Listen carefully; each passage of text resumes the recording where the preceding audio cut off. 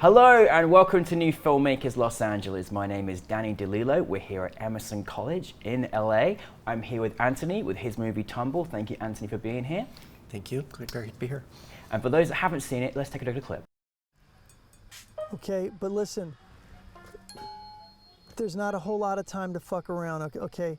Just do it and get it done and make sure that other shit sinks. Okay? I'm counting on you. All right. I love you. You know that, right? But seriously, don't fuck this up, okay? It's really important. All right. Antony, I love your film. I love where you took me. I love the journey. I've had a little bit of a nightmare, but it was all good. But for those that haven't seen your film, tell us a brief synopsis. So the film is about a guy who's basically doing his last bank job. It's his he's been a bank robber all his life. This is his last bank job. Waiting at this laundromat near downtown Los Angeles for the rest of the guys to come. But while he's at this laundromat, a woman appears who he actually had a relationship with a long time ago. So it kind of throws the whole thing out of whack a little bit. And then it's basically him waiting for the guys. So it's a moment, sort of like a moment of a bigger story. Instead of doing that bigger story, I just basically took a little slice of that story and put it into a short film. I love films that like have a definitive direction. Like obviously it's he's robbing this situation and it's brilliant, and there's all these like dark comedic interruptions which just make me laugh hysterically. I love it. But dare I ask, where did the inspiration come for the story? Hopefully it's not based on truth, but maybe it is, I don't know. So the inspiration for the film came from a Sam Shepard short story. And I evolved that into my own idea for the film. And then it was sort of my inspiration of Jim Jarmusch's Stranger Than Paradise and say Michael Mann's Thief, and I squished those ideas together. And for me, what was born was the movie Tumble. Well, listen, I love obviously that you took it into, I love black and white, particularly black and white that's set in the modern day as well. You know, those, it was so funny because living in Los Angeles, those helicopters you're just hearing all the time. Yes. And I thought, oh, this is a guy that's actually experiencing this and being chased. It was brilliant. Oh, thank you. Listen, your cast was so great. Like they had to really have a certain style about them to sort of orchestrate this. Yeah. What was the casting process for you? So Charlie, who plays the lead, I knew him. He was in a friend of mine's short film called Bobbin at the Glue Factory. And I loved his work. I think he's a good actor. He stopped acting and he became a safecracker, a professional safecracker. Oh, as you do. So that's what he does for a living, and he will audition every now and again. So I knew he could bring something to this character because he knows guys. He knew guys that were actual professional criminals, so just his line of work. And I like to rehearse like theater. I like to rehearse a lot, and I like to kind of, and then let the actors forget their scripts in a way, and then make those characters turn it into something that they create. And that's what I love about working with actors, is letting them be able to create, not to be so restrictive in telling them how to be, but letting them kind of run with it, and then I'll just kind of direct them bigger, smaller, and I'll just kind of like observe as they create. And that's one of the reasons why I chose Charlie, because he came from a theater type of a background and stuff. So it did I love the theatrical elements to it, and you know, again, just the way that everybody had a role. I mean, I love the manager at the laundromat. Like, you know, she was so just her faces and her expressions was just really just on point. And then of course, you know, his ex, you know, love, and this, you know, I just loved this, just how funny she was and how persistent she was. And then he's obviously going through this bank robbery and talking to his mum on the phone, like, you know, it was really cool. So you kind of let people just kind of play out their journey with their characters. Yeah, and I also, the whole idea of, you know, the whole structure of a short film, I think that there's something to be said about tying up a bow into finishing a short, and I think it can be very malleable. It can change, and that's what's great about the short structure, is that it can be challenging. And I think the films that people really are drawn to, or who remember later on at festivals, are the ones that were challenging. The ones that might not necessarily have all the answers, the ones that leave you guessing and maybe working a little bit harder as an audience member, trying to figure out and put the pieces together. And that dates back to films from the 70s and the 60s and stuff like that, where a lot of those movies would just all of a sudden end, and you're like, wait, the movie just ended? What happened? So I didn't want to show a lot in this short. So we have phone calls where he's talking on the phone, and I wanted to get his reaction. Rather than hearing what was happening, you can still get and understand what's happening. But also a lot of that stuff was also created through budget as well. So a lot of that was also created creatively because of things I couldn't get and time schedules of everybody, because everybody was working. Yeah. And so Charlie, the lead character, had been working and up all night, so he became more and more tired through the film, which added to his performance. It really did. Which was great.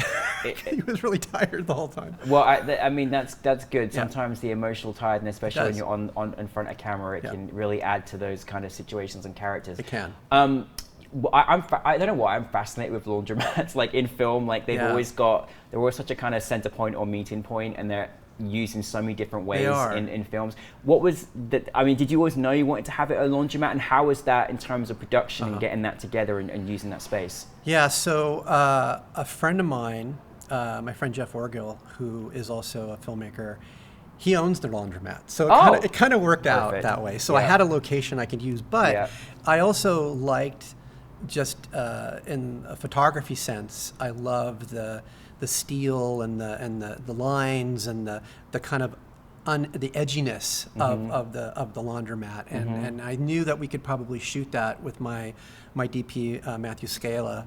I knew we could create something really cool with using the black and white and really doing what I wanted with that environment because of the really hot white key lights with the dark steel tones and stuff like that would look really nice in black and white. Yeah. No, it worked really well together. How's the experience been, taking this, around? It's been a very kind of disjointed festival experience for most filmmakers, but what's that experience been like, and what's the reaction been like for you? It's been great. I just got a review in Film Threat magazine, and that was really great. It was a really good review, and I've been getting a lot of great feedback. I got a special mention in a sort of a little small festival and stuff. So just trying to get it out there. I mean, people have they love the openness of the film. They like the fact that they can, talk about it. Yeah. And I'm like, okay, well, I mean, I'm not going to give you any answers, but you figure it out. Did he get caught at the end? Did he not get caught? I don't know. Seems like he got caught, but who knows? Well, speaking of which, what did you kind of want people to like? What did you kind of want them leaving with? I guess questions is always a great thing. Questions, but also, obviously the what he's going through, Sam, what he's going through, and also the moments of like this connection between his ex and him. There is this sort of neediness and connection of that she's trying to get, and that was something we went through in the editing process, because I had a whole other ending for the film, and we had a whole other lot longer scenes with her, but wanted to pare it down just because I thought the emotion was there. Yeah, and sometimes I think in some short films is you can spend a lot of time over-explaining things and not trusting the audience to be able to fill in the gaps. Yeah. And I think you have to be able to do that. So. And that whole flowing through of just them trying to connect, or her trying to connect with him, was just, it was hard to watch, because you're like, oh no, is she going to be involved in this situation? Right. But at the same time, she was trying to save him in some respects, it felt like, in lots of respects. But it was just a really good disjointed chemistry that was on purpose. Obviously, it would just work really, really well. Thank you. I think the one thing I watched in terms of style and your inspirations, I was like, God, I want to see more of this style. It was really engaging. I was enjoying the characters. Are you kind of still moving into this dynamic as you move forward, or what's your kind of next steps with this or other projects? So I have another project that I'm going to be doing next year. That's another short. That is inspired by a short story by William Styron. William Styron wrote Sophia's Choice, and he wrote a bunch of other really great novels. But he wrote a book called Visible Darkness. Visible Darkness is a book about a memoir about depression. And he was a writer, and it's all about him in France in this hotel room waiting to go get his award, but he can't leave the hotel room because he's just has all this depression and he can't leave. So I've rewrote it to be a jazz musician. And it's about, so I'm doing that. I also wrote a feature with actor Bud Cort. And Bud Cort was Harold in Harold and Maude. And so we're trying to get that feature off the ground too. And all sort of like in that sort of style that I'm sort of doing Tumble in. So it's just sort of getting that style out there, in a short, trying to expand it into a feature, and just kind of continue with that sort of signature sort of thing I'm trying to do here. I love that you're creating, that you have created a signature, because it is really, I think firstly it's very courageous when you're a filmmaker and you're definitive in what you want to see on camera, and the result is it worked really well. I'm just curious for you, anyone that's like really got a definitive kind of idea of what they want their signature to be, do you kind of have any advice that you could share with our filmmaking audience, and maybe in context of what inspires you to kind of do what you do every day?